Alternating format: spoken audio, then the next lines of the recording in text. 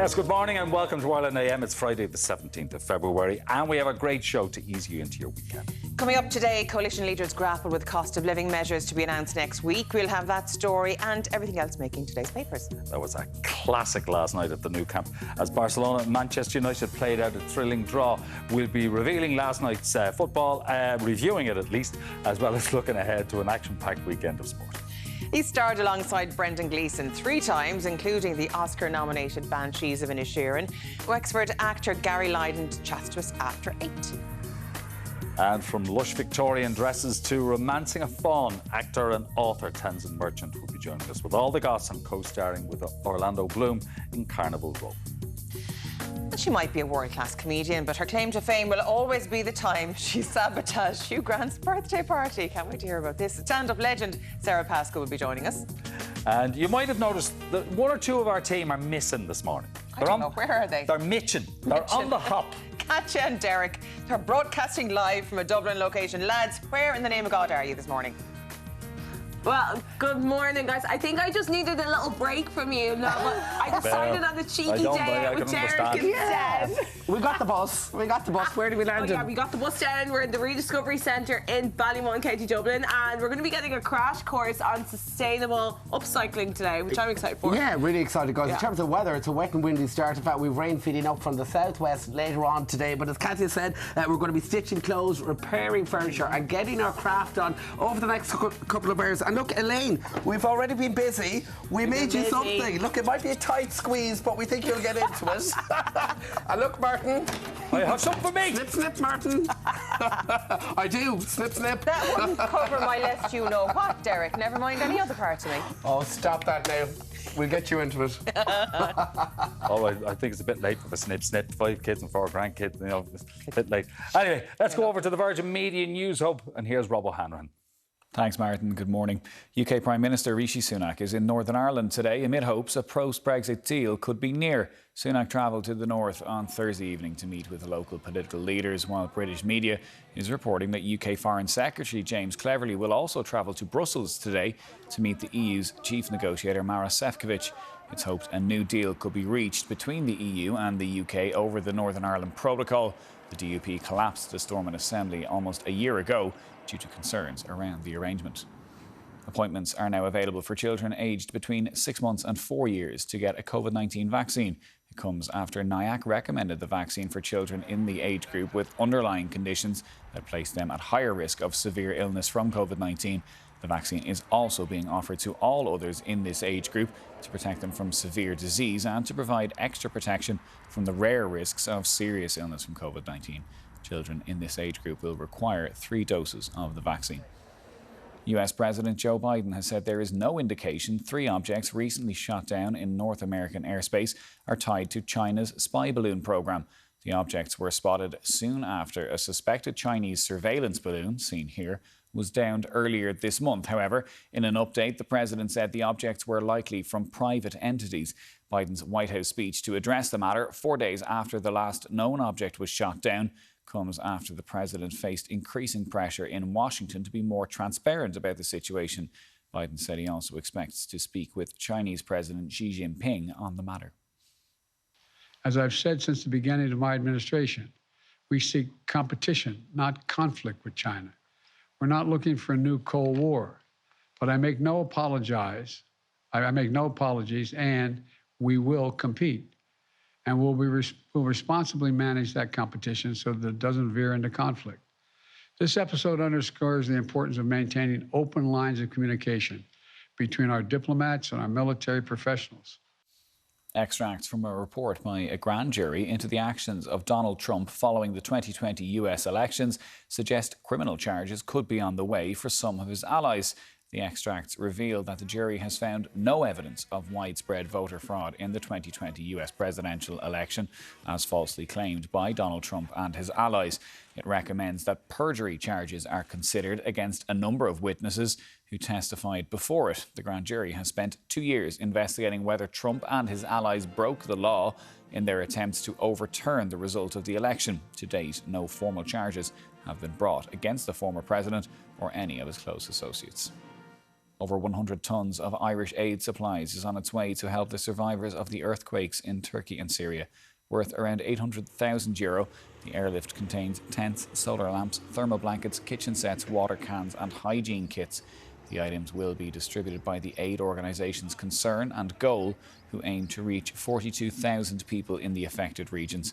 Ireland is also preparing an additional airlift of emergency relief items for northwest Syria in cooperation with the EU. The first airlift is expected on Saturday, with a further airlift planned then for next week. Gardaí are warning of an increase in the theft of second-hand imported cars. Over 4,000 vehicles were reported stolen in 2022, and Gardaí say the theft of vehicles continue to show a significant increase, up 52% on 2021 and 17% on 2019. Gardaí are advising buyers and owners of vehicles to confirm the security features of import vehicles, especially to check if there is an inbuilt immobiliser and to consider additional security options. And actor Bruce Willis has been diagnosed with dementia. The news was announced in a statement nearly a year after his family said that he would step away from acting after being diagnosed with aphasia, a condition which causes a loss of the ability to understand or express speech. The 67-year-old now has a more specific diagnosis of frontotemporal dementia. Over a 4-decade career, Willis's movies, including Die Hard and The Sixth Sense, have earned more than $5 billion at the worldwide box office.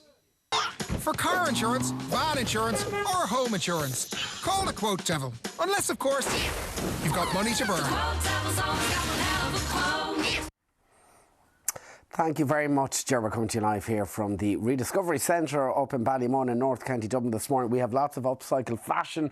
We have lots of upcycle craft coming your way. So a real sustainable, a real eco feel to your Friday mornings. That's all to come over the next couple of hours. Anyway, let's take an opening look at weather together now with Owen Kelly with us on cameras. As we get into the weekend, I have to say it is a windy start out there, especially across northern and eastern parts. And we do have a couple of linear showers now straying around County Cavan, County Down, up around County Antrim, and in fact parts of South Dublin into North Kildare not escaping either, but elsewhere just about holding dry with damp roads out there this morning. Now right across this afternoon, again it's going to be a bit of a mediocre day in store. Plenty of showers feeding up from the southwest, and they'll track in a northeasterly direction, so bit by bit as the day goes on, a lot of us really getting a taster of the wet stuff once again. 9 to 14 in terms of temperature. So across tonight, the bulk of the rain, then the heaviest of it really lodged into parts of Ulster. We will see it ease back to scattered showers as we work our way into tomorrow morning. Those winds still pretty pacey but easing off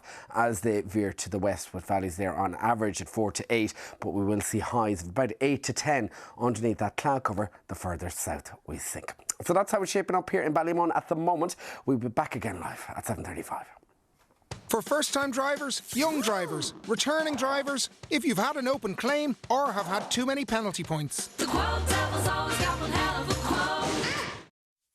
Now let's check in your morning paper, starting with the Irish Times. Its headline, EU and UK close in on protocol deal. The paper reports there are growing expectations that the British government and the EU are on the brink of a deal on the Northern Ireland Protocol. Willis failed to declare extra income when a TD. That's the front page of the Irish Independent. The paper reports that Mick Wallace's side income as a wine bar advisor was not declared on his Dáil register of interest when he was a TD. The Examiner leads with covert Garda drugs checks in pubs. The paper details how Justice Minister Simon Harris has said there will be increased Garda operations in nightclubs and pubs to crack down on people using and dealing drugs. Onto the tabloids, and hospitality hit as special 9% VAT rate will be axed, is the top story on the Daily Mail. The paper reports that the special 9% VAT rate for hospitality is set to be scrapped in a move that will cause fury among restaurateurs, publicans and hoteliers.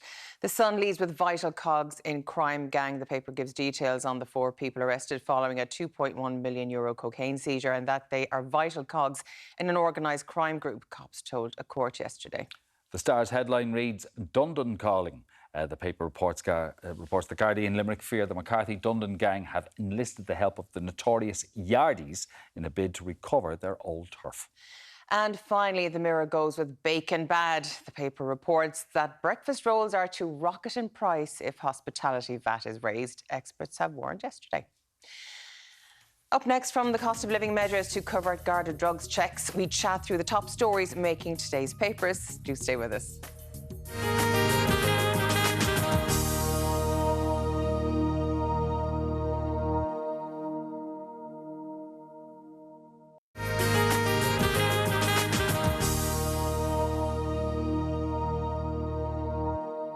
Very welcome back, and joining me now with today's top stories. We are making the papers are Irish Times journalist Aileen Finnegan and Deputy Political Editor with the Irish Independent and Sunday Independent Hugh O'Connell.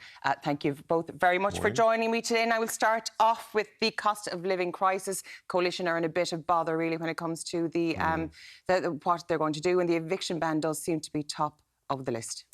Yeah, well, I mean, it's something I think that's kind of creeping up on the government, although the opposition have been raising it for quite some time. It's due to expire at the end of March. It was brought in in October. And the concern that many TDs have, and indeed the general public will have, is that there will be a flood of evictions, eviction notices to quit, tendered at the end of March, beginning of April, when landlords are again free to kind of exercise that right. Under the legislation that exists all the time, but it has obviously been stymied for the last 6 months because of this eviction ban that's been in place to take account, I suppose, of the cost of living pressures that families and households are facing. So, you know, we saw this during COVID when we had the eviction ban in place during COVID, because obviously people couldn't leave their house or go beyond 5K or whatever it was at the time. After COVID, there was a flood of eviction notices, and that's one of the reasons why homelessness, the record numbers of homelessness there are now, well over 11,000, is because that kind of legacy of the fact that there was no evictions for kind of 2 years. Yeah. So this is a big problem, big headache for the government. The opposition, People Before Profit, are bringing a bill next week in a bid to extend the eviction ban and improve the legislation that's already there. So there's going to be a lot of political pressure on the government to grapple with this. You know, the whole argument for an eviction, or the whole rationale for bringing in the eviction ban from the government's perspective, is that it's temporary, and they believe that gets around the kind of constitutional issues around property rights that would, you know, potentially see them in the courts. So this is a really complex issue for them. It's a really difficult issue for them, you know, and they'll have to tread carefully, because I don't think the prospect of homelessness going up by several hundred more is and we're tenable. already at crisis point. There's a supply crisis. There is, if you look at all the number of landlords who are exiting the market, so if they can evict their tenants and sell their houses, they seem to be doing it in droves now. So that's well, yeah. I mean, certainly there does seem to be a lot of evidence of landlords wanting to get out because they don't think it's. Now, you know, there's lots of disputes around the figures and stuff like that, but certainly. Look, the issue is that there's a crisis in terms of the supply, and that's driving everything, including house prices and all of the issues that affect the housing market. Of course, housing isn't the only issue, Aileen. We're looking at a cost of living package. There's been some discussion amongst the coalition about that. We should know more about that on Tuesday. Although I would be surprised if something didn't leak over the weekend. Maybe in the Sunday papers we might find out. It's not like fingers crossed. It's not like things to leak from the coalition government, surely. Yeah, there's a lot of pressure being heaped on the government by the opposition to basically, you know, do what they did at Christmas, which was double certain social welfare payments, you know, a bonus, and another €200 electricity credit after the one that we're due to get in the next month. The argument from the government on the other side is, from the public spending minister, is, well, you know, those were one-offs. We can't do it every quarter. And, you know, if we do another electricity credit, well, we'll just have to do another one after that. And that inflation is trending downwards, although I'm not sure if he was referring to core inflation is when you have stripped out food and energy.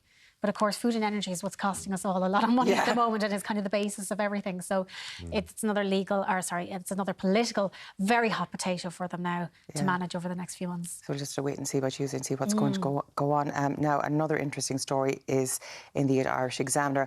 Undercover Gardaí will be checking pubs for drug use. I think it was Minister Simon Harris said yesterday, and it was a line I thought was quite telling. Snorting a line or taking a pill at the weekend and murder, assault and criminality there's a direct link from week in the following weekend. That is very true. It is very true. You can't get away from that. And I guess a lot of... I mean, it's the same with everything. There's a real disconnect. You know, if you buy fast fashion and you see things in landfill, like what your behaviour does have an impact on... Cause and effect. Exactly. And so I suppose he was trying to ram that home. And he did say he's not talking about people who have addictions, who need a sort of health-led approach to their drug taking, but it is very much aimed at the casual user, I suppose, like people in the pub on a Friday night who might be they're only going for a few pints, but you know, coming out of the jacks afterwards under the influence. Particularly in rural Ireland, you've seen it more and more. I know, like, if I go home around Cork, you can see it as well. I mean, it's in small villages, small towns, drug use has become rampant, whereas before it was very much an urban, city-centric thing. Yeah, I mean, you know, I think the sort of shame and the stigma attached to it doesn't exist anymore, certainly in terms of the casual use, and people feel that it's as Aileen said, it's okay to go out and have a few pints and, you know, a few lines of coke or whatever. And this is something that's happening an awful lot across the country. It's an epidemic. It's a huge problem. And as the Minister said yesterday in the Dáil, it's driving criminality. It's driving the, you know, we hear all this stuff about gangland and gangland crime. That's all driven by the drug trade, and there's a huge market there, and that's why that's thriving, and that's why it's so vicious. And you know, we only have to look at what happened over the last 5 or 6 years in relation to the Hutch Kinahan feud, all of that, all underpinned by drugs, and it's not people, it's not junkies. Yeah. You know, it's casual drug use. It's a huge trade. It's a booming business, and it's a major problem. That so the government this week, for example, has decided to set up the Citizens' Assembly on drug use. But I'm not sure if it's going to be looking at this kind of issue. It's going to be looking more at, you know, this sort of how do we treat people who've got serious addiction issues, and how do we take a less sort of criminal justice approach to that. But I don't think it's good. I'm not sure, maybe it will, but it will look at this issue of the wider use of drugs in society. And it was noticeable as well this week for me that the Labour TDA, Fiona Uyema, was quite blunt about this. He talked about, and he's a former drugs minister, and he talked about the fact that everyone does drugs. Politicians do drugs, journalists do drugs, all this kind of stuff. Now, not all journalists, you know, not all politicians. Not all politicians, but like, it is something that I think, as I said, you know, the shame and the stigma that might have been attached to it before doesn't necessarily exist anymore. Yeah, it is. It's quite astounding, because some people I know they seem to be very moral individuals, and then they're the same ones that are like having their little discreet visits to the toilet, and there it baffles me. There is that disconnect, isn't there? Very much I won't go to a certain restaurant chain because I disagree with their agricultural practices or whatever, and then we'll go. Hypocrisy is quite startling in many ways. Now, this this is a story that blew up on social media and everywhere else now.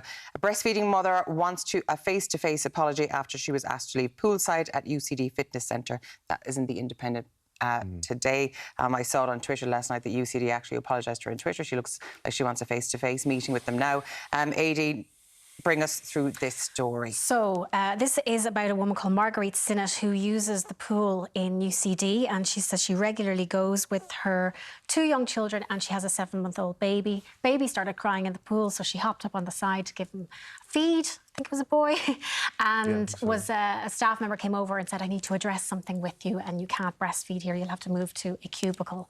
And they picked the wrong woman, because it turns out Marguerite Sinnott is a solicitor, and not everyone will know this.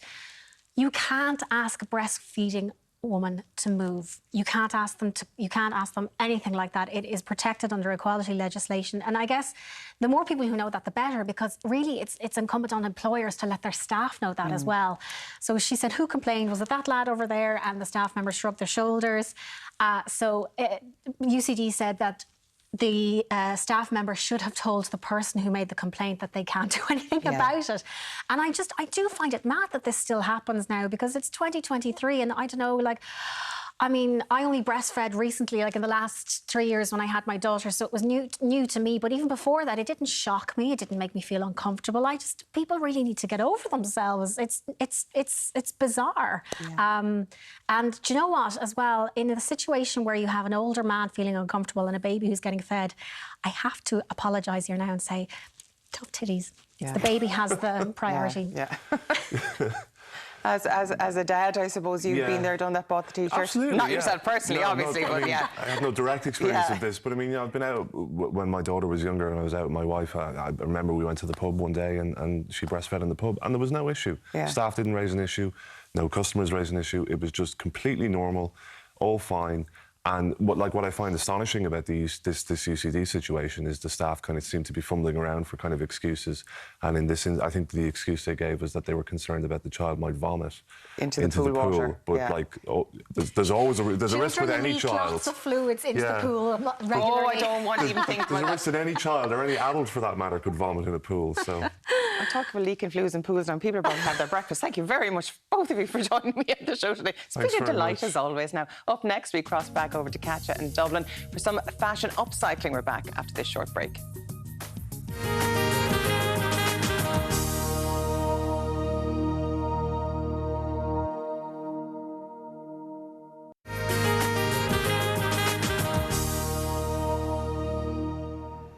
For car insurance, van insurance, or home insurance, call the Quote Devil. Unless, of course, you've got money to burn. Thank you very much, Ger. Of course, we're coming to you live here from the Rediscovery Centre down in Ballymun. We have got some craft upcycling coming your way into the next hour, so do not budge an inch. Anyway, we're getting past 7:30 here this morning. Let's take a quick look at how it's shaping up. And quite a windy one out there this morning, fresh to strong and locally gusty southwesterly winds down the driving seat as we push our way into the weekend. And plenty of showers hanging across northern and eastern parts, so stay nice and dry, stay nice and wrapped up if you're heading out and about. Now, right across your Friday, not a bad one in store, very similar to yesterday. A good deal of cloud cover, but down through the southwest, problems kicking in, band of rain pulling in, and that'll track in a northeasterly direction, going quite pacey, gusty at times, with those southwesterly winds in the driving seat right across the day. But Valley's still holding quite mild at 9 to 14. And across tonight then, another wet, another windy one in store. That rain continue to track in a northeasterly direction, but an improving picture as we edge our way into your Saturday morning, with values back towards 7 to 11 degrees. So that's how it's shaping up here in Ballymun at the moment. Come back to us live at 8. For first-time drivers, young drivers, returning drivers, if you've had an open claim or have had too many penalty points. The Quote Devil's always got one hell of a quote. Now, hello again from the Rediscovery Centre in Ballymun. Now, I know, guys, you can relate with me when I say we've all had that favourite jumper that we just couldn't part ways with because either the size was wrong or we just couldn't pull it off anymore and we're not quite ready to hand it down to our sisters. Well, I've got the perfect solution for you because today I'm with lovely Audrey and we're going to be learning how to take apart that favourite jumper of ours and switch it up into a pair of gloves or a scarf or hat. So, yeah. Good morning, Audrey, and thank you so much for joining me. Thanks. We're getting quite crafty today, so let's talk through what exactly we'll be doing. Today, Katja, we're going to make mittens from your favourite jumper. It happens to be a blue jumper. So it's a really, really simple process. Yeah. But what I need, first of all, is your hand on this piece of paper. Okay. So I hope my hand's not too big. We're going to make gloves to fit your personal fit gloves. So, right, so what we're going to do is draw around and make it a little bit bigger than your hand actually for a seam allowance. All right. So it makes it easier to sew. Okay. So you can take your hand up now, Katja. Right. So this is your hand. So what you need to do then is to cut that out. Okay. With the scissors. Yeah. This is, you know what, this is taking me back to home ec in junior cert. I'm not going to lie, because I really enjoyed the sewing aspect of it.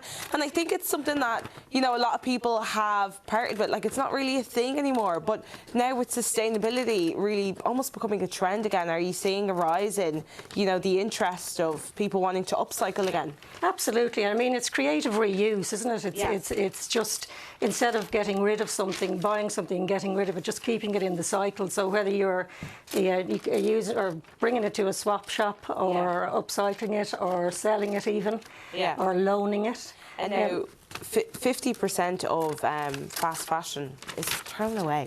Yeah, absolutely. Yeah, thrown away. So this is a new way of just keeping it in the cycle the whole time, you know. That's it, creating a circular economy. So that's the whole concept of this, what we're doing here today. And for people that want to get into sustainability, how do we start? Very simply. I mean, it could be as simple as how you wash your clothes, for example. Okay. You could wash less. I mean, I'm not saying you're going to go around smelly or anything, but you could, you know, wash less, because the more you wash clothes, the less amount of time they're going to last. Yeah. But you can also use environmentally friendly detergents that don't harm the environment or your clothes. Okay. There are two things, but then you can patch things. You don't have to be able to sew. You can cut a pair of jeans and make a pair of shorts out of them. Oh, great. You know, all simple things, patching things. And so it's really easy. So here's your hand, let's say. Okay. But here's one we cut earlier. This one we did earlier. Yeah, right. so here's your trusty jumper under here, Katja. And it could be any material, right? Like it doesn't, or do we have to be specific or what will work better? Well, for this, you want your hands to be toasty, so this is nice and warm, so that's why we would choose this. That's why this is my favourite jumper. Yeah, and so, you know, to make it really toasty. So what the simple thing we do is we just put your hand onto this, we'll actually use your hand here, onto this jumper. Yeah. And so you can either hold it there while you're cutting it, or you can use a pin just to keep it in place. Now, you mightn't have a pin at home, so you don't have to do that, okay? Yeah. Now, ideally, you'd want to cut, I'm going to move it around to me like this now. So, Katja, you can just cut around that a little bit, and then I'll show you, just to show you how easy. What we would normally do is cut them singly, because, you know, cut one and then cut again. But we'll cut the two of them together today just to show you. Oh, so do you want me to do the honours? Yeah, just do a little bit to see how kind of... And now we're starting from the band. Is there a specific reason, like, so we're using this part of the jumper opposed to up here? Like, of course, yeah, because the band has elastic in it, so that'll be great to hold on to your cuff. Oh, right. So that makes it easier, you know, to keep the gloves on. Alrighty, okay. Yeah, so that's great, Katja. We can finish your, but here's kind of the finished. You know what? This would take me all day if I tried to do that. So let's have a look at what we did earlier. But it is a simple process, isn't it? And here's one that we prepared earlier. There's the two of them. So that's kind of the outside. With that jumper, the kind of inside and outside, there's not much difference. Yeah. So we put one on top of the other, simply like that. You can pin it again just to keep it in place, but you don't have to. That's my needle and thread, actually. So here's, I'm just pinning it. So Katja, if you wanted to try and give it a little... So what we have is a needle, needle and thread that we put, any thread you have, it doesn't matter what colour because it's going to be hidden, put a knot in the end of it, and then start sewing. Let's see now what you remember from... Let's see what I remember from home ec. Yeah. Okay, so... And you've got plenty of space because you remember we made it a little bit bigger. Alrighty, Yeah, so so- then we go in that way and back out. Yeah. Of course, that's, I mean, the basic one stitch. stitch. Yeah, and then you Okay. can go in again to that stitch if you want to keep them close together. See, you don't forget what you learn in school, guys. Well, this now it isn't perfect, Audrey, but Yeah, and it's it doesn't something. have to be It's because homemade. and it's going to be hidden. And Oh, yes, because we're turning it inside out, So exactly. now, with something like this you have that you did earlier, would we just essentially turn that inside out? Absolutely, that's And we one- have our you can message. just see the stitching there. It's not perfect. It's fine. And then what we do is we're going to turn this inside out to see the glove. You wouldn't even be able to tell. No. And now, considering this is fantastic. Yeah.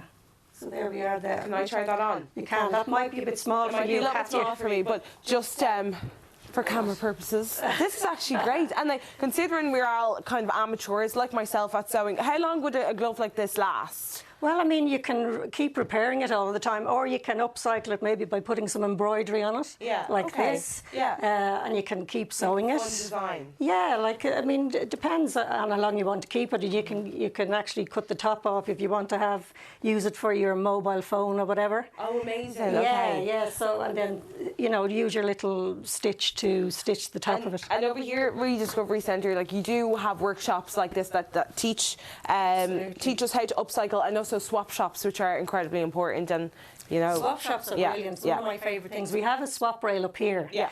And people, the wider community, bring in clothes to swap. But it doesn't have to be at that scale. It can be just in your own community, which could be your office, your friends. Yeah. I mean, it does need a bit of maintenance. Let's say the clothes get too big for the rail, too many clothes. Exactly, yeah. They can be pruned and maybe brought to the charity shop. Yeah. So all those things are That's options. great. We'll make a whole day out of it even, and maybe back in the studio we can do it tomorrow, and we can swap a couple of our clothes, Martin. What do you think? Never know. Like the end of a Myself, football Martin, match. and Elaine. Who knows? We will wait and see. Now, what colour gloves do you want, Elaine? Because Katja is making them. I'm just thinking that's what we're all getting next Christmas, isn't it? Yeah, she's sorting gonna it make out, us gloves. All getting gloves. Sorting out our Christmas list in February. Anyway, it's very interesting nonetheless. Up next, we'll be chatting about last night's classic between Barcelona and Manchester United, as well as a little look ahead to the return of the League of Ireland. We'll see you for that in just a couple of minutes.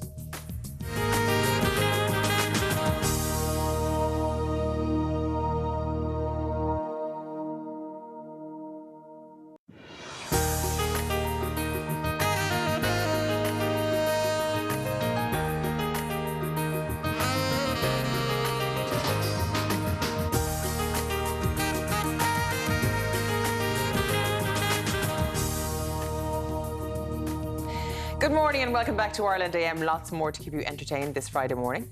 Still to come, he starred as the villainous Garda in the Oscar-nominated Banshees of Inisherin. Now he's taken to the Dublin stage. Actor Gary Lydon will be stopping by shortly. Plus, the actor who spent so long getting squeezed into corsets and costumes that she wrote a book about them. Carnival Rose star Tamzin Merchant chats to us. And we all want to be famous when we're 14 years old, but world-class comedian Sara Pascoe not only made a plan, but stuck to it. She joins us after 9 to tell us how it's done. Now, Katja and Derek have been off gallivanting this morning, leaving myself and Martin here to hold down for it. Well, what are you up to now, lads? Hey guys, well, I think I'm having a little bit too much fun with you. Yeah, I decided to stick with Derek, and it is midterm, but somehow I've ended up back in school. I'm a bit of a teacher's pet, though. Yeah, well, me too as well. And we're going to be making more crafts a little bit later on this morning. We've got all our little helpers here behind us. Big good morning, guys. Martin and Elaine, can we just take a look at what we found here in the centre? This is actually a rain jacket. Yeah. How cool is this? Made out of IKEA bags. Yeah, if you haven't guessed it already, these are IKEA handles. This is incredible. Very high fashion. We're sending two back to your studio. we only really know the beauty of it when you wear it, Derek, when we talk to you again in a minute. Yeah. I know it's too tight, my shoulders are too big, Martin. Oh, really? Yeah, right. Just leave it open, Derek, it'd be grand. Don't talk about it.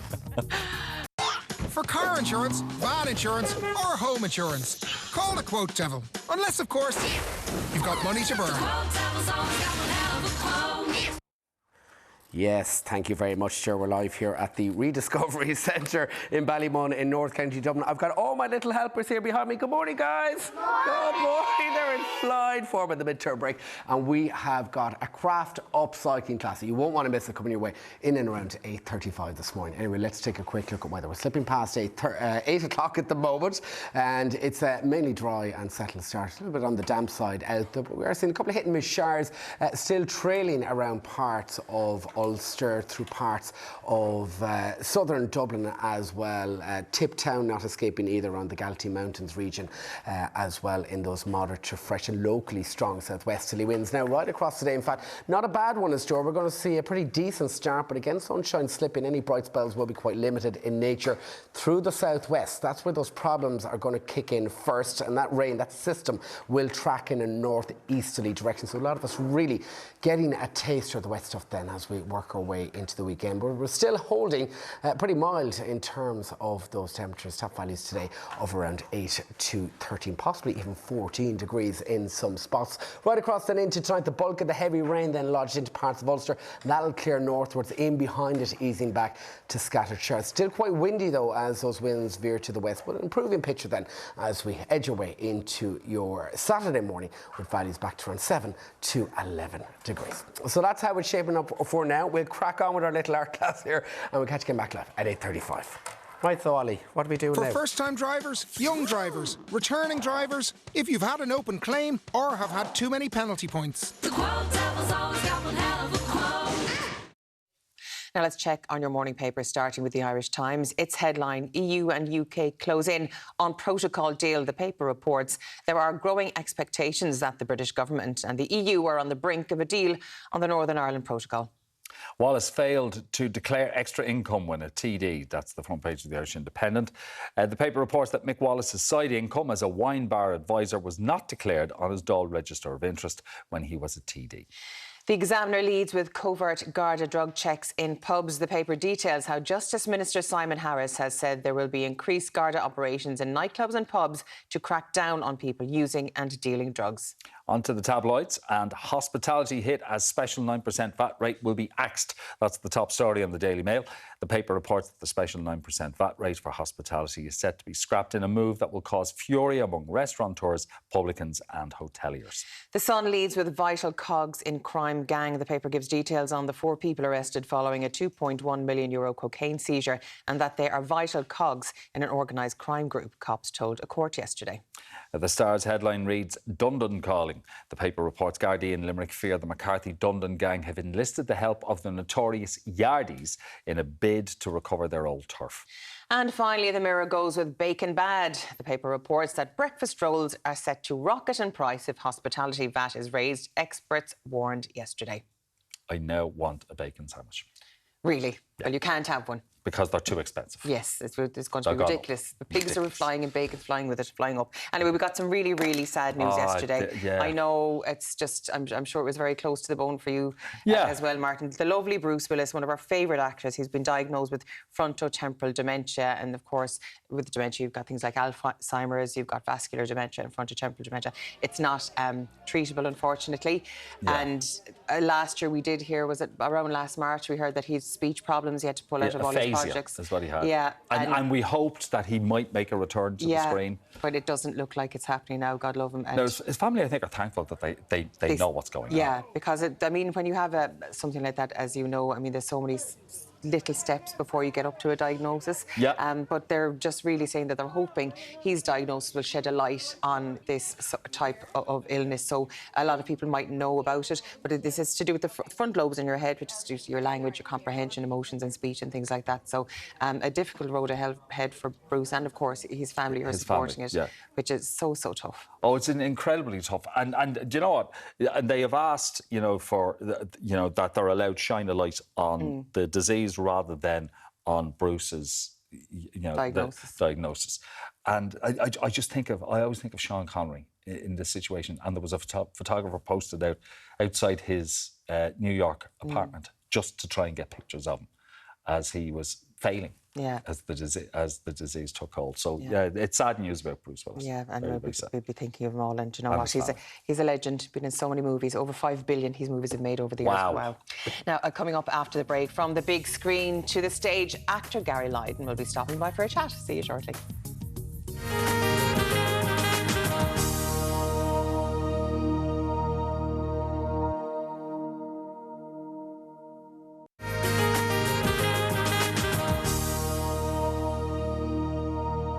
Welcome back. Now, our next guest has had a stellar acting career over the last 30 years and most recently starred as the villainous Garda in the Banshees of Inisherin.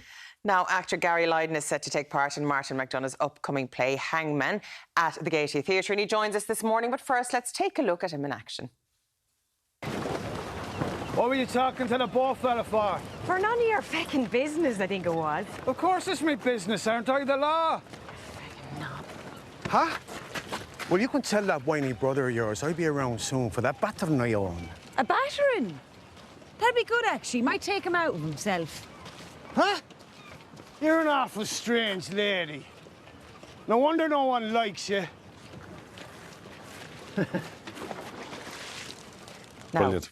Just brilliant. Thank you so much for joining us on the show today. It's actually lovely. Now, I'm not going to tell our viewers what I was calling you before we went on air, because you're not the most pleasant character in the Banshees. Of course, you're a big, you know what. What's it like playing a character like that?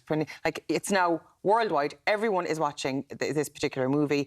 It's a new level, I think, really, for you as an actor. What's it like being involved in something like that? Yeah, they say that it's much more interesting to play villains, and I think one of the notes that Martin gave me was that he's enjoying himself. You know what I mean? He's the king of the island, like, you know what I mean? So it was good fun, really, just to be like that.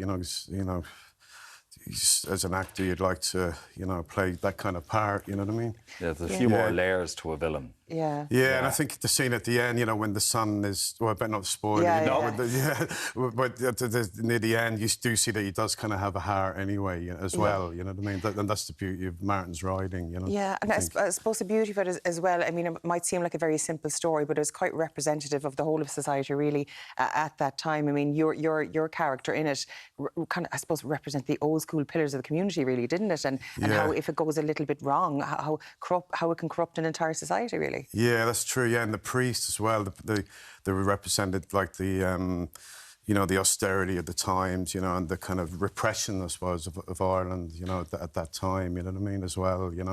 And I think he has a lot of those kind of things in his plays and films. Yeah. Yeah, he was quite not a very nice guy, you know what I mean? But a serious subject as well, you know. But I think with Martin's writing, like he it's dark comedy, so you have to have the dark as well as the comedy, I suppose. But that's life. In the darkest moments, you will find comedy. Yeah, that's true. Yeah, and it's what gets you through it. Yeah, that's true. Yeah, it's pretty.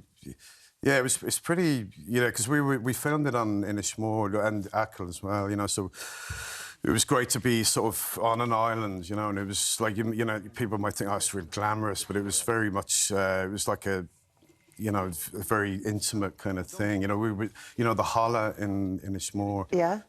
That's where we had the costumes and all that, so, and there was only 11 of us in the cast, and it was like it felt very much like a small sort of contained thing. Very tight-knit, I'd say you all were. Like, for the duration of the shoot, I mean, you've worked with both Colin Farrell and Brendan Gleeson before, so you were kind of familiar with working with them, but there was other people like Kerry, I know, has been in Martin's productions as well, and we have Barry Keoghan, who was I don't know, was he a newbie to Martin's work, I think so.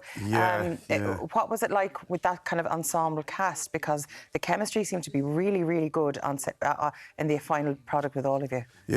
We had a week's rehearsal. Well, the two lads had a few weeks, I think, but we had a week's rehearsal in Galway in the Druid Theatre, So around that time, we kind of had the time to kind of get together, go through the script, talk about the characters, talk about the community, So that was kind of a luxury. You don't often get that. Oftentimes you just turn up and do it, and also, like, we all have, like, Kerry is, everyone who's worked on this stuff before, we'd have huge respect for Martin as a writer, So, you just kind of really want to bring your A game to it, really, you know what I mean? Yeah, you really. Did you know going in that you had to do the naked scene?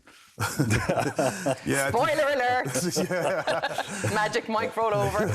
When I first got the script, I read through it, and then I saw that, and I won't think about that for the moment. Until it happens. I think about it on the day, you know what I mean? But, you couldn't really, what are you going to do, you know what I mean? It was like... But it was very integral to the part, I think. Almost vulnerability or something, just because exposure was important. Kind of shocking, but as I was just saying about the dark comedy, it was kind of necessary to show the darkness of the character and of the situation, And also, I think it was kind of an act of solidarity with, for women actors who over the years have had to take their clothes off, you know what I mean? In a way, it was kind of a... But I think it was integral to the story, you know what I mean?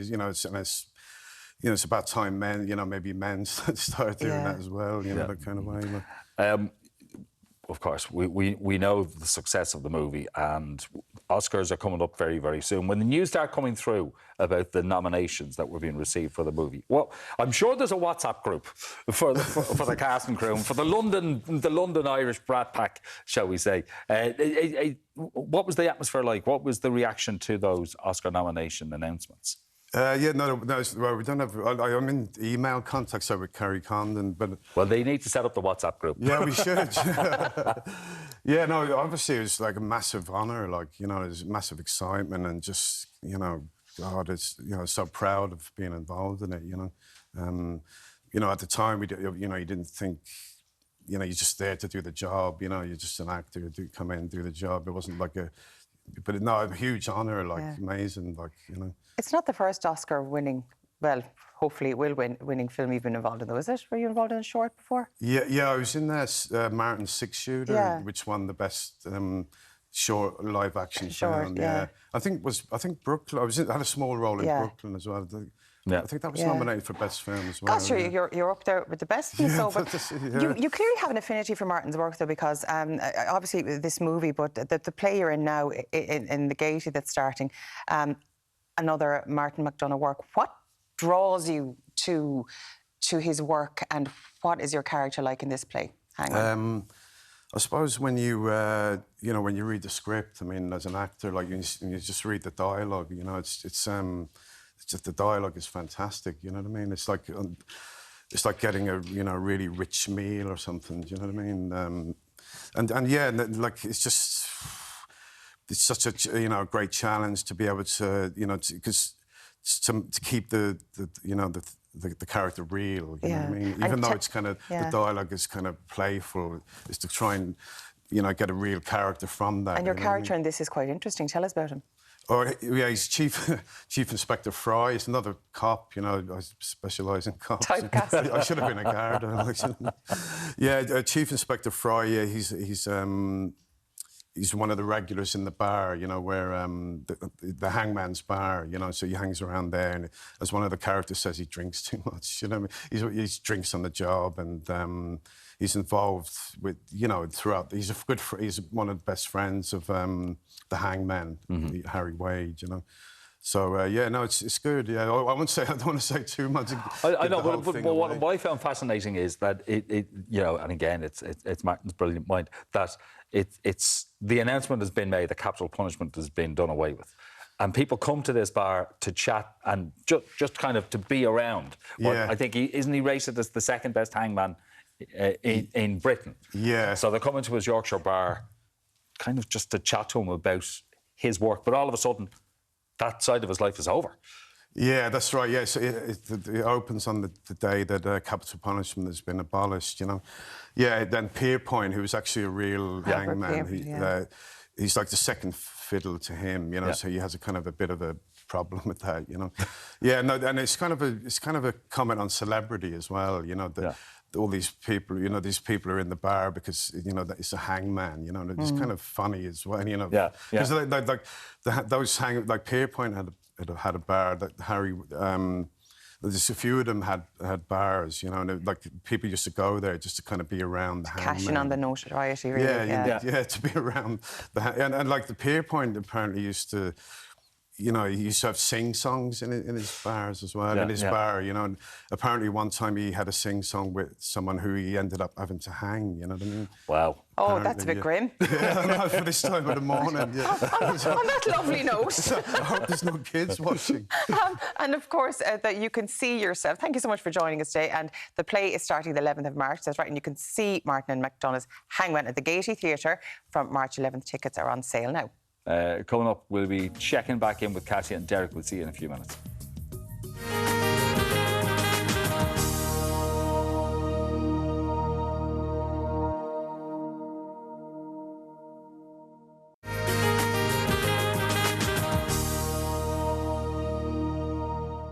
For car insurance, van insurance, or home insurance, call the Quote Devil. Unless, of course, you've got money to burn. Yes, Ger, look, no hands. We're at the Rediscovery Centre here in Ballymun in North County Dublin. We have got a craft upcycling class coming your way in a few moments' time. Do not budge an inch. Quick look at weather, slipping past 8:30 here this morning, and it is a mainly dry and damp start on the roads. A couple of hit and miss showers through parts of northern and eastern regions out there this morning now in those moderate to locally fresh southwesterly winds. Now, right across this afternoon, not much in the way of sunshine, conditions slipping through the southwest first, rain pulling in. That system tracking then in a northeasterly direction. So a lot of us really getting a taste of the wet stuff as we work our way into the weekend. Top temps of around 11 to 14. And finally then tonight, the bulk of that rain mainly lodged in across parts of Ulster. That's where the heaviest of it will lie out there tonight, feeding in a northerly direction, easing back to scattered showers. The further south we sink with values back to about 8 to 12 degrees. So that's how we shape it up for now. Look, we're matching in pay. Come back to us live in a few moments' time.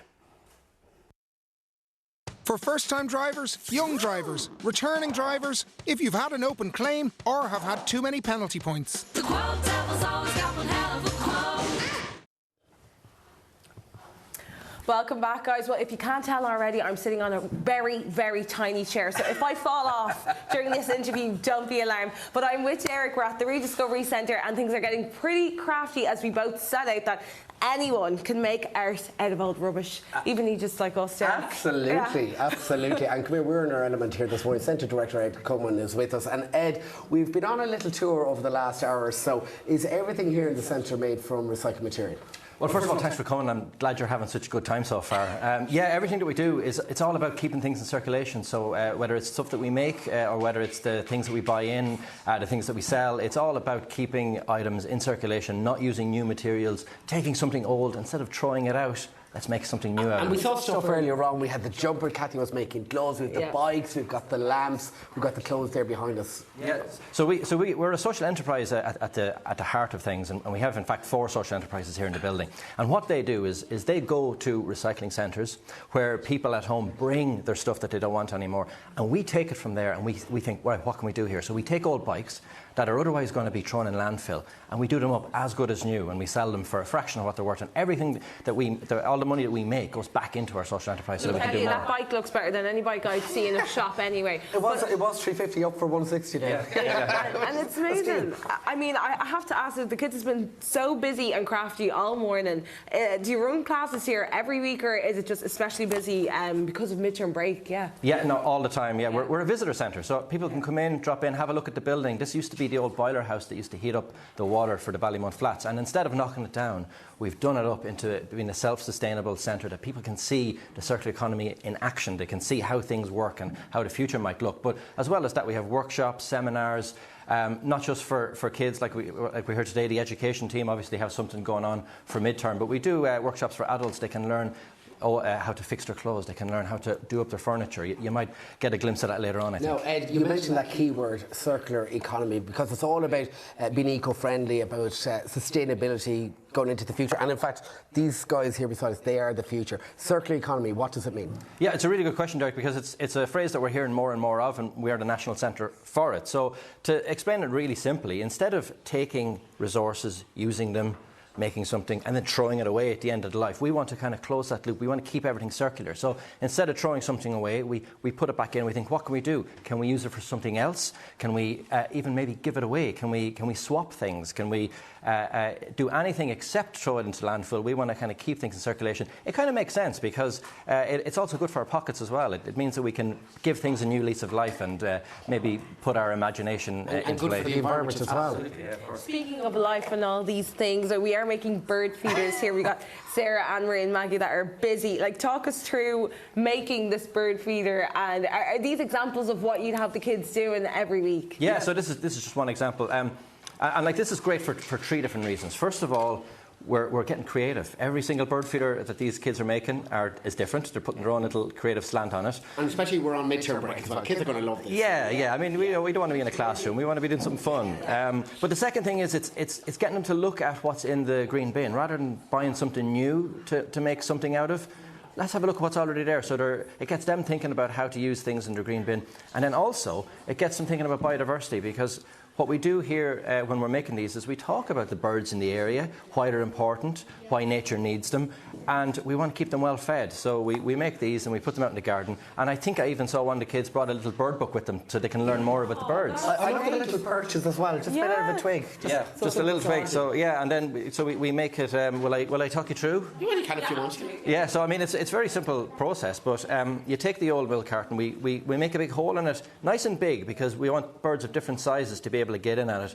We put the seeds in the bottom here, and then we can decorate it any way we want it. But it is important to get a little bit of a twig there so that the birds can land. They need something to perch on. As well, a lot of birds nesting, still a lot of birds looking for food. Now we have Sarah here beside. Sarah, how are you? What age are you, Sarah? 10. You're 10. And tell us, do you like doing arts and crafts? Yeah. And are you enjoying yourself this week? Yeah. Now tell us, what have you made? We have made lots of things in school, like we made snowmans for Christmas. We drew out Santa Claus, and we're drawing out flowers and creating flowers for spring. Very cool, very creative flowers. And your sister Anne-Marie is beside. Good morning, Anne-Marie. Good morning. What age are you? 8. 8, so you're a little bit younger. And tell me, do you recycle at home now? Yeah. You do. And what do you do to help Mammy and Daddy recycle? I put the things in the right bins. Into the bin. And do you bring out the bin? Or you let Daddy do that, do you? Or Mammy? Yeah. You do, but you're enjoying yourself here this morning. Are you enjoying midterm break? Yeah. You are. Okay, so there we have it, guys. You can see so much arts and crafts going on. Come here. Will we? You're getting very crafty. Will we finish off with a little song, because I see a little shark here in front of us. Okay. Thanks so much for joining us as well here. Are we going to go in 3, 2, 1? Baby shark, baby shark, baby shark, baby shark. Back to you guys in the studio. Mommy shark, Mommy shark. Mommy shark. Mommy shark. Daddy shark. Daddy shark. I'm waiting for Grandad Shark. Daddy shark. Grandad Shark. He's no teeth, you see. And Granny Shark's the same. Anyway, the joy of having grandkids. Anyway. Now, after the break, fresh off romancing the fun, Carnival Row star Tamzin Merchant will be here for a chat about corsets, creatures and much more.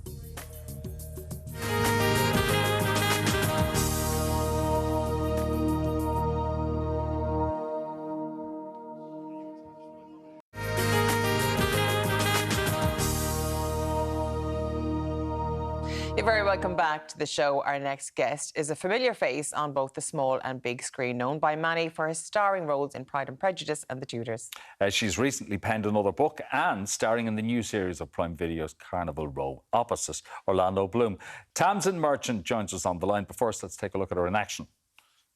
I insist on seeing your commanding officer. Or is she your queen?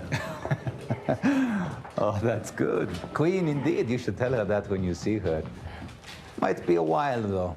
She is a busy woman. There is a war on. All right, I'll let you two finish your breakfast, and I will get you to your work detail.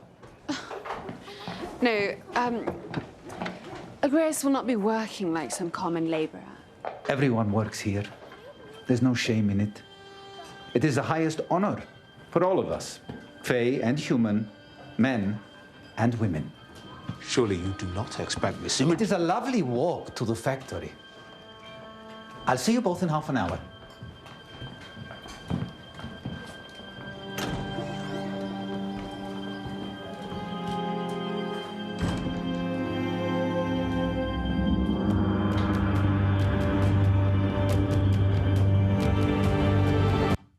Tamzin, thank you so much for joining us on the show this morning. That sets us up so well, doesn't it? I know. I have to say, I am loving Carnival Row, and I think the love story that's between you two is quite fascinating. And I was afraid you mightn't be back for season 2, but you are.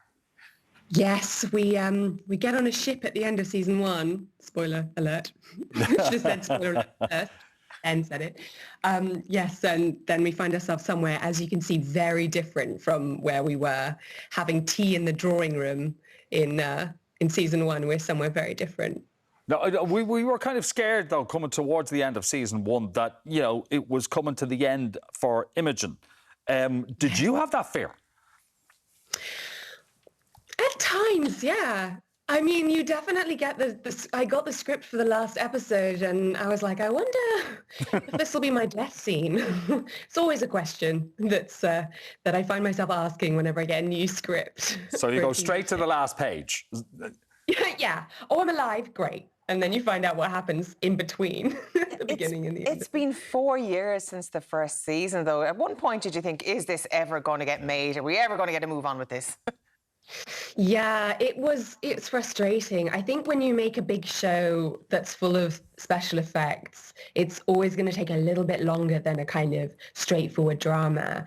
But throw in a global pandemic and then you definitely have a long wait. But I'm so glad that it's finally coming out and we get to share the story with the fans and the audience. It's really good to finally get to share it. Yeah. The nice thing is, because of the change, you've gone from the drawing room to where we've just seen you. It means there's fewer corsets to be worn, which is kind of a good thing for you, Tamzin.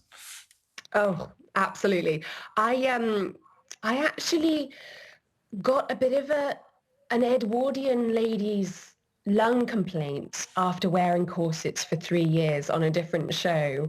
And then when the showrunner and the costume designer realised that there was an opportunity for Imogen to be liberated from the corset, they took it, and I'm really grateful that they turned Imogen from a fashion plate into just a bit of a mess, but I really enjoyed it. You've quite the reputation for period dramas, really. I know it's this one is particularly kind of a fantasy version of an Edwardian kind of era. But if you look at the Tudors, Pride and Prejudice, that's kind of your thing, isn't it? Dressing up in fantastic costumes.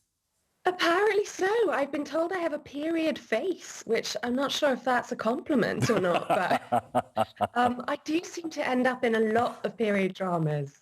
So yeah, different periods. I've gone from the Tudor period, yeah, there we go, Tudors all the way through to the 1940s. I did something that was 1940s. That was really fun. Yeah. Yeah, spanned some centuries. The thing about the Tudors was it gave you an opportunity to spend some time over our side of the pond. Did you enjoy it? Absolutely.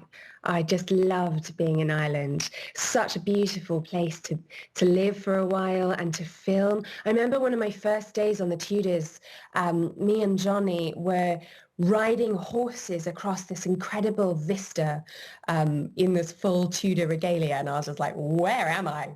The horse knew, luckily, where to go. But I was just like, this is amazing. It's like riding into a fairy tale. It's just stunning. But it was a fairly intense shoot, I would imagine. Oh, yeah, it was. I didn't have as much time as I would have liked to see Ireland, but I did go on this amazing road trip down from Dublin all the way down through Wicklow down to Dingle Peninsula, and we got to Skellig Rocks, which is incredible, and then up by the cliffs of Moher and across. It was absolutely amazing, and I can't wait to come back. Well, Tamzin, she's probably done more touring around Ireland than most Irish have. But in fairness, any of Henry's wives really didn't get much time to do anything no, so before it's good they you did. met an untimely end. Yeah, So. yeah. And of course, Jonathan Rhys-Meyers, a fellow Cork person, working with him, and such an iconic show must have been an experience.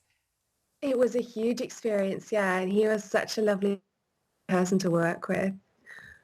Now, you've kind of segued from one career to an offshoot of that. I know we mentioned already that you spend a lot of time in these exciting costumes, and because of that, that's kind of leaned quite nicely into your latest ventures, which is writing books. Tell us about that. Yeah, well, actually, I got my idea for my first book, which is a children's book called The Hat Makers, about a family that makes magical hats. There it is. I got my idea for it when I just had a late night costume fitting in Carnival Row season 1. And I kind of went to sleep with my head full of special hats that had to be made for Agreus, David has these horns when he plays Agreus, so he had to have a special hat made to fit over the horns. And I went to sleep, I guess, with all of this swirling around my head, had a dream and woke up at 4:30 in the morning with this idea about families that make magical hats in London in the sort of 1700s. And I woke my boyfriend up at 4:30 in the morning. And I'd say he was pleased. Yeah. He was baffled, but he was quick. And he said, write it down before you forget it. And I was like, okay, just fully awake at 4:30. And I wrote this idea down, and that became really the basis for my first book. And the sequel, The Map Makers, is out now as well in paperback. Yeah, there it is. and like all good books, that we assume it's a trilogy. It is. I'm actually working on The Troublemakers right now, which is the third instalment. And had you any ambitions to be an author before you had that pivotal dream, I suppose? I'd always written stories, and I feel like being an actor and an author, so weird to even say that out loud still, that to be both is like two branches of the same tree. It's like the storytelling branch, two different branches of the storytelling tree, I guess. So I feel like that's what my kind of passion is storytelling, and getting to write my own stories and then act in other people's is amazing. It's two very different kind of energies that it takes, which I like, because sometimes when you've been, writing away for a couple of months, kind of just you and the laptop, it's quite isolating, and it's really, really energizing to then go out into, in Carnival Row, a kind of set with 100 extras all, on a marketplace, and I'm being rude to all of them as Imogen, you know, as much as I can. So it's quite fun to kind of go between those two worlds. Well, who knows, Nothing wrong with that. maybe at some stage this world will end up in the silver screen as well in another incarnation. So hopefully I think it has watch this space. Yeah. Thank you definitely been talking so much for joining us on the show today. And of course, a reminder that the second and final season of Carnival Row will be streaming from today on Prime Video. Still to come, award-winning comedian Sara Pascoe joins us for a chat. We'll see you after the break.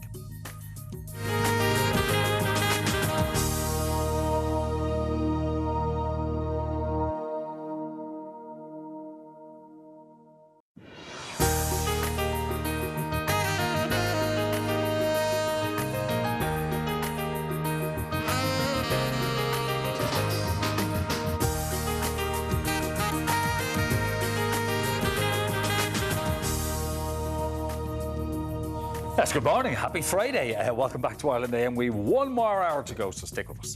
Still to come this morning, English comedian Sara Pascoe is setting off on a new tour with a one-year-old in tow. She chats to us in just a few minutes. Katja and Derek have left myself and Elaine on our Sweeney here today. What's happening where you guys are? Yeah, guys, you know what? We have been proper little busy bees here this morning. Welcome back down here to the Rediscovery Centre in Ballymun in North County Dublin. And coming up this hour, Katja, ta-da, is going to be mastering the art of upholstery. I will, and I've got a wonky old chair with my name on it. Can you see that, Derek? Yeah, it's perfect. She's got a lot of work to do, but she's a crafty fox. Yeah, we'll be getting in down into work, getting our hands dirty, won't we? Absolutely, that's what we like to see. Back to you guys in the studio. When I see an unupholstered chair, I always think of that scene from James Bond, from Casino Royale. No, it doesn't matter. Watch the movie. No. Makes you shut up. Anyway, we can't forget that it is Friday and we need to be fed. Today, we're whipping up an Italian classic with a Japanese twist. Chef Fiona Uyema, what are you doing? What's going on? Well, if you're sick of spaghetti bolognese, this is an Asian twist. Mince and noodles, but really lovely, tasty, light Asian flavours.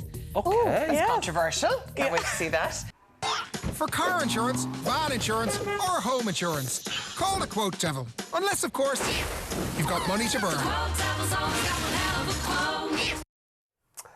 Yes, Ger, we have been proper busy bees here this morning at the Rediscovery Centre in Ballymun in the north of the county. Coming up at 9:35, Katja is going to be getting her creative juices flowing as she is going to be upholstering a chair live on air from scratch as well. So do hang with us for that. That's coming your way at 9:35. We're getting past 9 o'clock here together. Let's take a look at how it's shaping up right up and down the island. Now, feeding into Friday, not a bad one out there. Mainly dry, mainly settled. Now, we're still seeing a couple of hit-and-miss showers trail around parts of Ulster into northern Leinster as well. But elsewhere, it is holding pretty decent now as we edge our way into the weekend in those moderate to fresh southwesterly winds. Now, right across the day, take a look at the map. Through the southwest first, we're going to see a couple of problems kick in. That system of rain is going to feed in, tracking bit by bit in a northeasterly direction. So really, unfortunately, a lot of us really getting a taster of the wet stuff as we kickstart the weekend. But temperatures are holding very mild.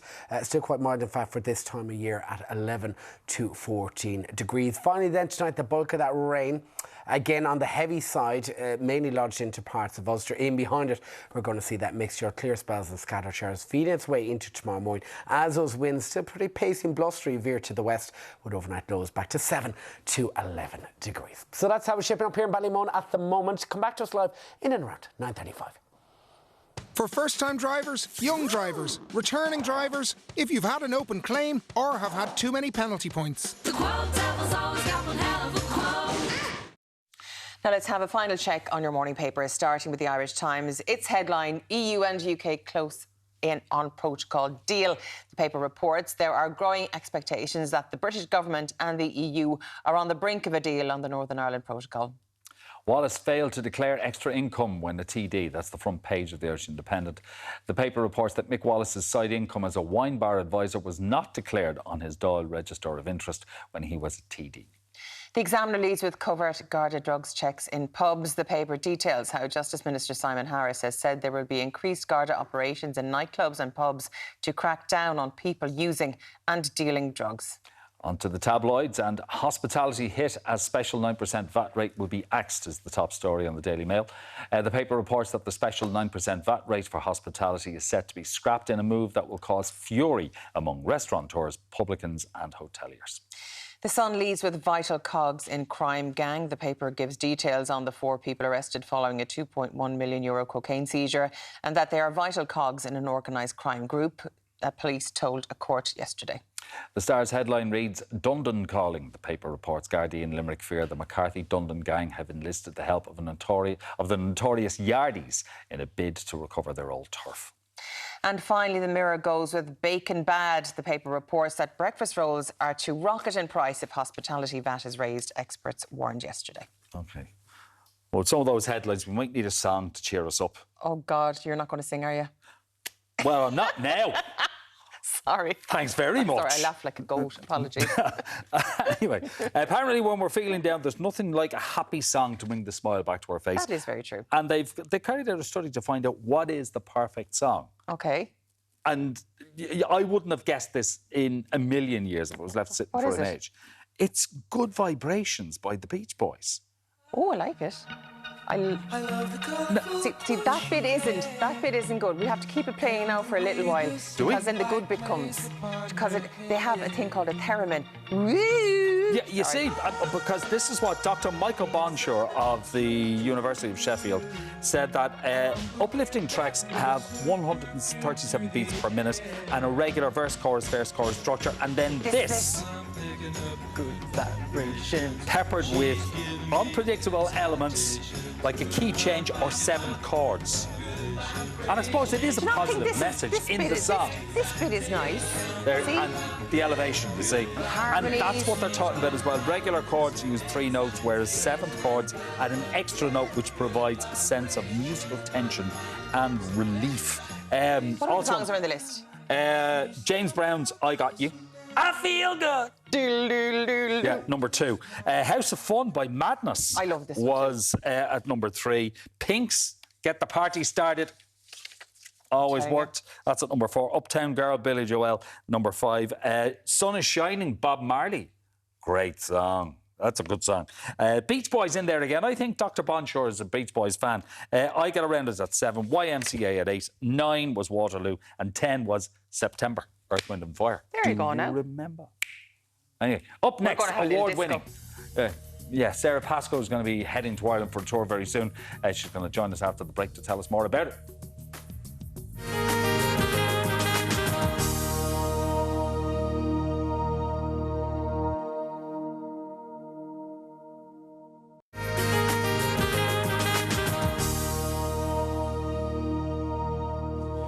Welcome back. Our next guest decided she wanted to be famous at 14 years of age. Since then, she's auditioned for Michael Barrymore, scared Pete Burns and ruined Hugh Grant's birthday.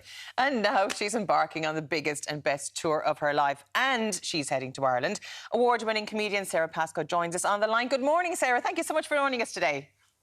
Good morning. Thank you for having me. It's an absolute delight. Now, this won't be the first time you'll have performed in Ireland. You've been here in the past, haven't you?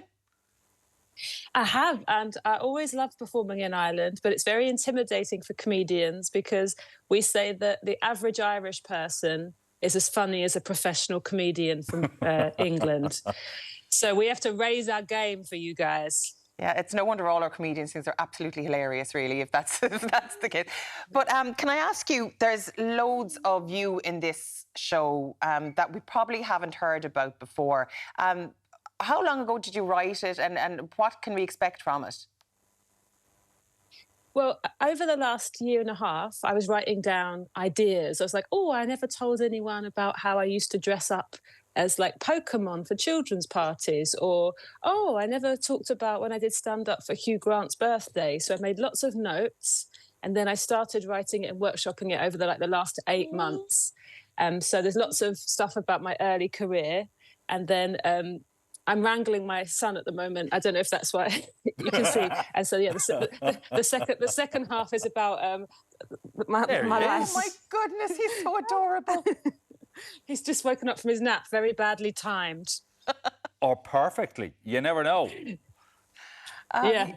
There so he is. Obviously. That's where he wants to be, Sarah. Let him be there. Yeah. He's waving. Say hello to Ireland. Hi.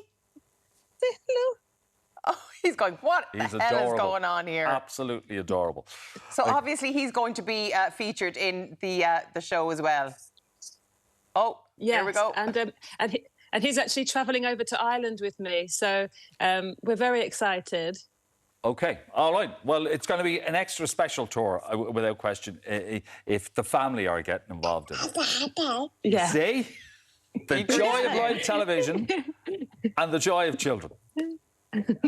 Now, you did mention, speaking of joy, I got to mention my grandson now, because he is a big Pokemon fan, and if he's heard that you used to dress up as a Pokemon, he'll want to know which one.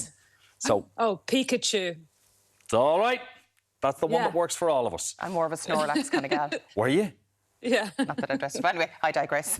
OK. Now, ruining Hugh Grant's birthday. Can you explain this? Oh, yeah.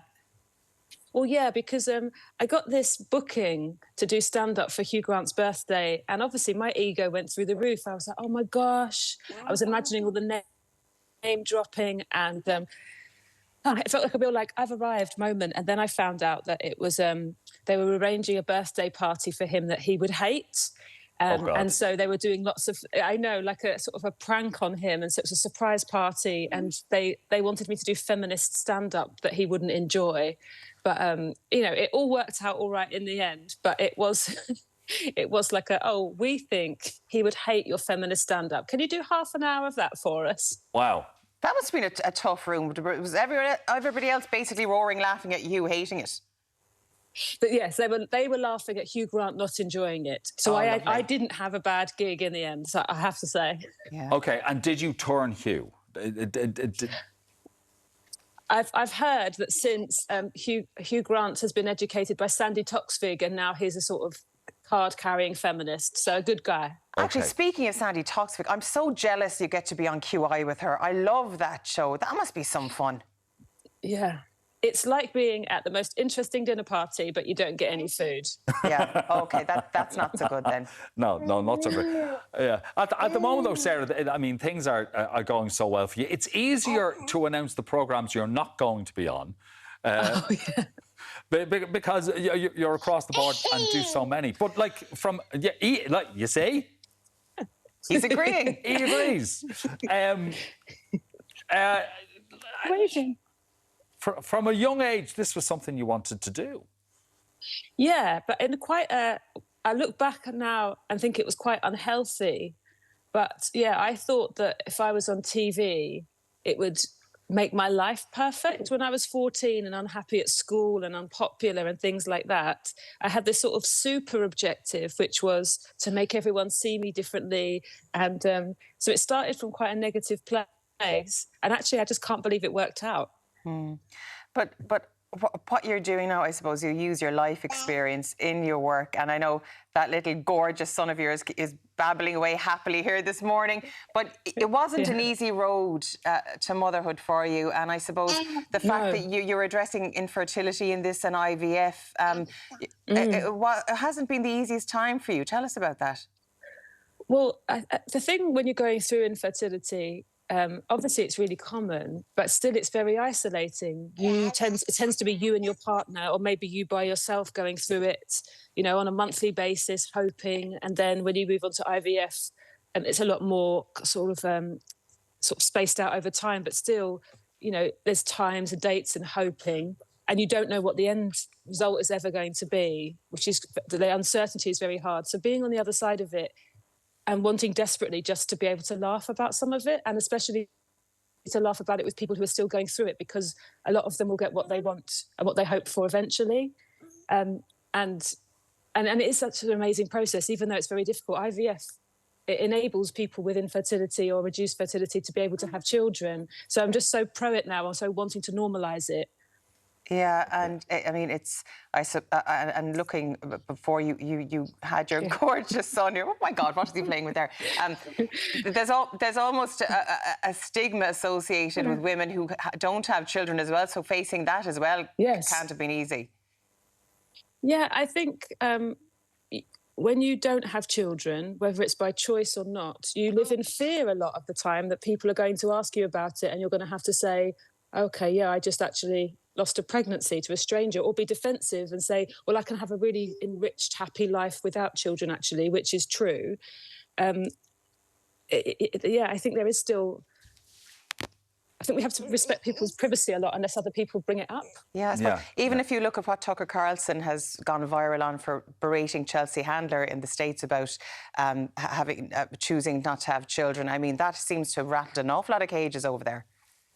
Yeah, absolutely.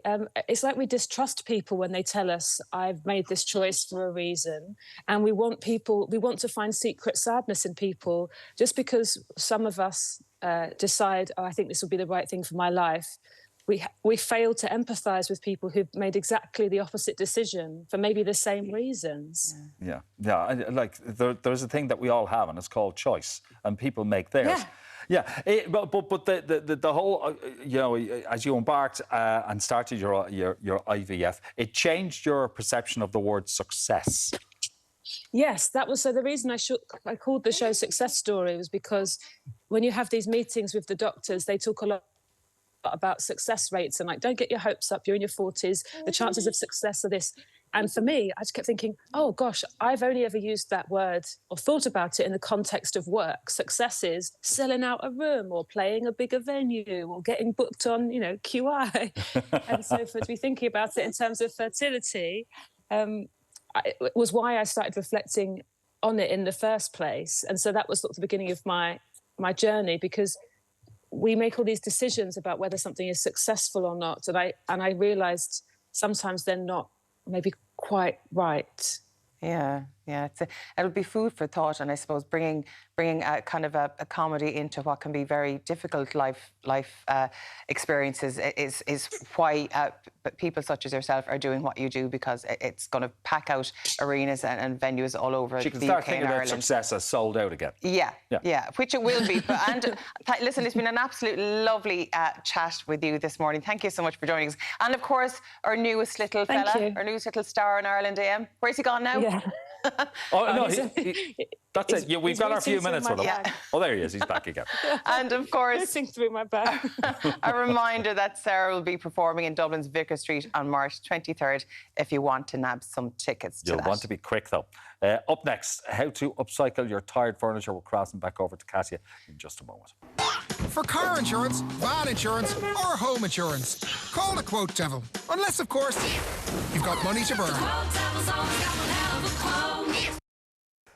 Thank you very much, Stuart. Well, what a morning we've had here at the Rediscovery Centre in Ballymun. We hope you learned lots. And don't forget, on Monday morning, we're coming to you live from the Mermaid Theatre down in Bray, showcasing a brand new show. And that's all live from Bray, down in the Garden County, 7 a.m. on Monday morning. Anyway, final look at weather on my bike here. And I have to say, it is a mainly dry and settled start. A couple of hit and miss passing showers in across all the strong to eastern regions as well, in those light to mainly moderate southwesterly winds. Now, right across today, in fact, very limited in terms of those bright breaks. Not much in the way of sunshine this Friday. Rain kicking in into the southwest, beginning to feed, beginning to track in a northeasterly direction, but still holding relatively mild. We're not doing too bad at all. 11 to 14 in terms of those temps. And finally then tonight, the bulk of the rain mainly lodged into parts of Ulster, feeding in a northerly direction in behind it. We're going to see that mixture of clear spells and some passing showers to take us through tonight and into tomorrow morning. I'm balancing pretty well here, aren't I? With overnight lows back to around 7 to 11 degrees. And that is your final weather update from me and all the crew here at the Rediscovery Centre in Ballymun in North County Dublin. For first-time drivers, young drivers, returning drivers, if you've had an open claim or have had too many penalty points. The Quote Devil's always got one hell of a quote.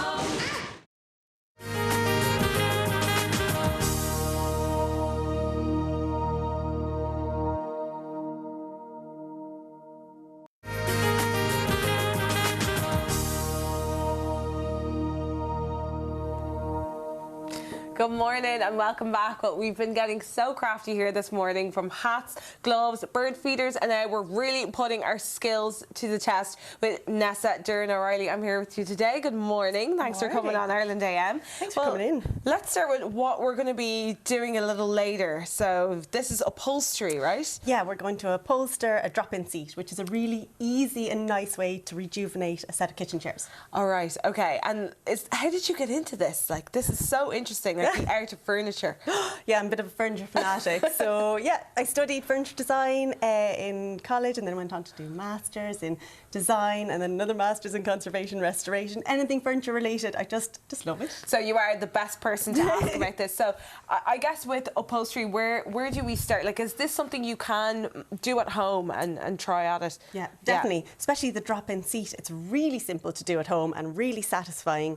So you need really basic machine or tools like a stapler, a flathead screwdriver, pliers or a tack remover if you have it. But simple things. Okay, and when it comes to the fabric, so I know we've got this. What's this fabric? What would this is like felt or? No, this is just a kind of a cotton fabric, but a heavy duty. So heavy duty, like with upholstery, you kind of want something that's a bit hard wearing. So curtains are great, heavy fabric curtains. Obviously, there's loads of upholstery fabric, and because you need so little, you can often go to the shops, the fabric shops in the remnant bin. You'll have enough to do like 4 or 5 seats, no problem, because you need so so a whole little. matching set. Yeah, exactly. But anything heavy, even like those heavy blankets you'd get on your bedspreads and things like that. So just a hard wearing fabric. Oh, such a brilliant way to upcycle. So tell us about this chair. How are we going to fix this one up right now? Yeah, so, well, once you've removed your seat, you can use your seat as your template for your new bit of fabric. So you can draw around it, or even better, if the fabric you've taken off is your template, so you can draw around the fabric that's just come off.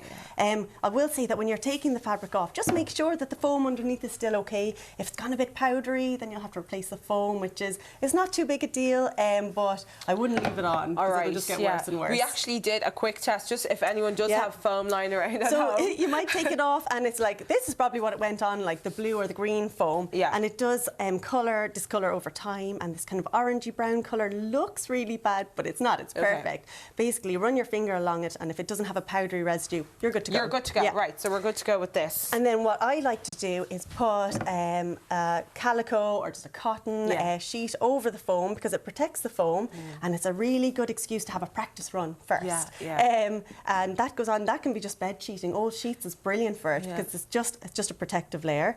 I will say, when you're taking off the original fabric, be really careful, because it's actually the most time-consuming part of the whole process. And that's where you use your flathead. So you're going to have a go at this, just because you get to I'll try my best. You'll be fine, you'll be fine. Really, all that you need to remember is, do not put your hand here, even though you're tempted, because that's when you're going to stab yourself. Keep your hands back, and just wiggle the flathead screwdriver just up and under. And once you have it up, use your pliers or your tack remover to roll it out. Amazing. So have a quick go. I will try out. Okay, I'll just wiggle this one out. And just, you just need to get up that little bit. The arm strength isn't there, but we'll... Do I hold this? Okay. No, you're doing great. And then roll it back. Yeah. And now, amazing. See, easier than you thought. All right, so once that's all, let's imagine that is all removed all done. your staples, and then you've cut your calico layer. Either use your template, give yourself a good 2 inches all the way around, and then you're ready to go. Okay. So we've got two. I'm really spoiled, because we do a lot of upholstery here in the Rediscovery Centre. We have a compressor staple gun, which makes life really easy. But this is just as good. So we'll put that staple back in where you took it out. You push really hard. This is what many folks might have at home. Which is they come in lots of different types. Some are really, those big heavy metal ones, they are really hard to squeeze. I would go for a quick release one, because it makes your life so much easier. Just have a quick go to see how you'll feel the difference between the two. I'll staple in here. Pop that one back in. Press that one down. Oh, that wasn't so bad. Great. And you see the way it's not firm, but look, don't panic, because it's just like a really tiny nail, so you can just tap it back in flush. Now, we've not actually got it on a solid surface there, but see, I didn't make your life easy. Oh, okay, great. As long as everyone has a hammer at home as well. Absolutely. As long as you can feel that it's in firm and it's flush, that's fine. Yeah. And then you're ready to start on the top cover. Okay. And we'll use the fun one. So, if you're using, just say you've got a pattern or a geometric shape, you want to make sure that you've got your fabric laid exactly how you want to see it on your, imagine we had a big rose there. Yeah. Make sure you've got it exactly where you want it, and then holding your fabric, flip the seat over. Make sure you still have enough to get your edges done really neatly. So that's good, that's good.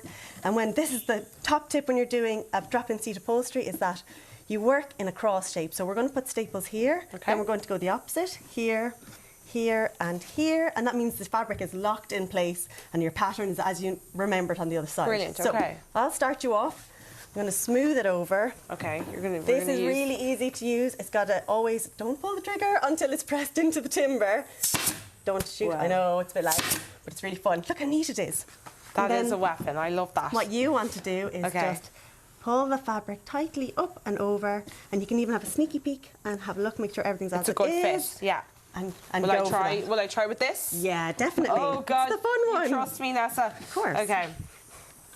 Oh, you're fine. Did I do it? Oh yeah. Okay. One more. And another. Go on. I'm brave. No. I'm very brave today. And look how neat it is. That's very And then you go good. the opposite. Okay. And what this does is it just keeps the fabric in the right position. And if you're making this at home, like how long would this last? Oh, it'll last, well, until the fabric fails, I suppose. But no, it'll last like 5-6 years, depends on whatever it is. Okay, so that's the easy bit done. And then when you want to do the corners, it's the bit that people get stuck on. Amazing. So you basically pull the corner into the centre. We'll use this because that's kind of cheating otherwise. Yeah. And you do the opposites. Pull your corners into the opposite. Well, I'm sure a lot of people are watching at home and saying, I could actually like try my hand at this. Yeah. And it's actually not as hard as it does seem. But I know you've got amazing chairs here. I know. They've been working so hard on, but like these look fantastic, and it's honestly been such a great experience. That's lovely to have you in. I hope you go home and do all your chairs at home. I definitely will. You know, I don't need to buy a new set anymore. Well, thank you so much, Nessa. It was lovely chatting to you. And that is all from me and all from us at the Rediscovery Centre here at Ballymun. It's back to you in the studio. I've got a lot of work to do, guys. So she's making us gloves and getting us a set of furniture. Lovely. Coming up, Katja and Derek, well, they got their break today off in Ballymun, so it's only fair that we get to sample a meal from the other side of the world. We're back after this short break.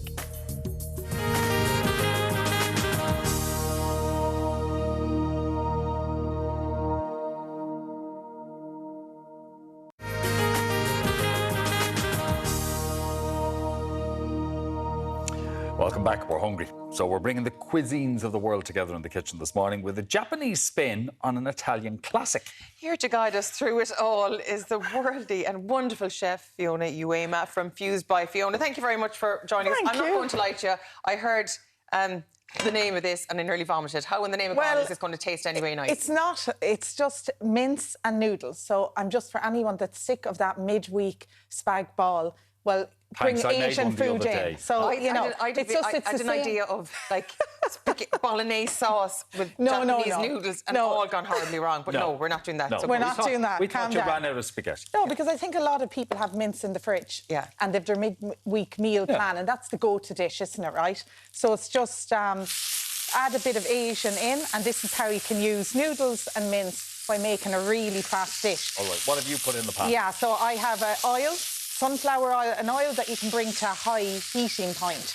I've added some rapeseed or sunflower, something like that. Exactly. Yeah. I've added some garlic and some ginger just to get a bit of flavour in there. Okay. So you always bring your wok to a high heat or frying pan if you have that at home, because you want all the flavours to be absorbed. So the best is to have a really hot pan and all the walls of the pan nicely oiled as well and hot. Okay. And then the food will cook faster because you want a fast dinner, right?